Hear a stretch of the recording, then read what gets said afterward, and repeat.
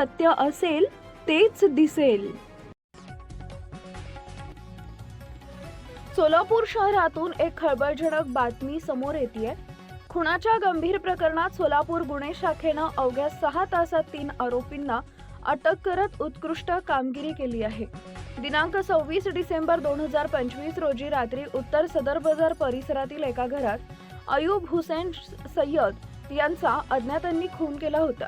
या प्रकरणी सदर बाजार पोलीस ठाण्यात गुन्हा रजिस्टर नंबर 1054/2025 भारतीय न्याय संहिता कलम 103(1) अंतर्गत गुन्हा दाखल करण्यात आला होता. पोलीस आयुक्त एम राजकुमार, पोलीस उपायुक्त विजय कबाडे तसेच पोलीस उपायुक्त गुन्हे डॉक्टर अश्विनी पाटील यांच्या मार्गदर्शनाखाली गुन्हे शाखेनं तांत्रिक तपास सुरू केला. सीसीटीव्ही फुटेज आणि तांत्रिक माहितीच्या आधारे हा गुन्हा 3 आरोपींनी मिळून केल्याचं स्पष्ट झालंय. आरोपी लातूर जिल्ह्यात पळाल्याची माहिती पोलिसांना मिळाली आहे. त्यानुसार गुन्हे शाखेनं लातूर इथं छापा टाकत यशराज कांबळे, अफ्ताब शेख आणि वैभव पनगुले या 3 आरोपींना ताब्यात घेतलं. चौकशीत आरोपी अफ्ताब शेख व मयत अयूब सय्यद यांची ओळख असल्याचं निष्पन्न झाले. सोन्याचे दागिने व रोख रक्कम लुटण्याच्या उद्देशानंच हा खून करण्यात आल्याची आरोपींनी कबुली दिली आहे.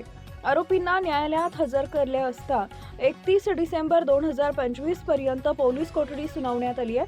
पुढील तपास सदर बाजार पोलीस ठाणे करत आहेत. अवघ्या 6 तासात खुनाचा गुन्हा उघडकीस आणणाऱ्या सोलापूर गुन्हे शाखेच्या कामगिरीचं सर्वत्र कौतुक होत आहे. अधिक माहितीसाठी पाहत रहा लोकप्रिय न्यूज.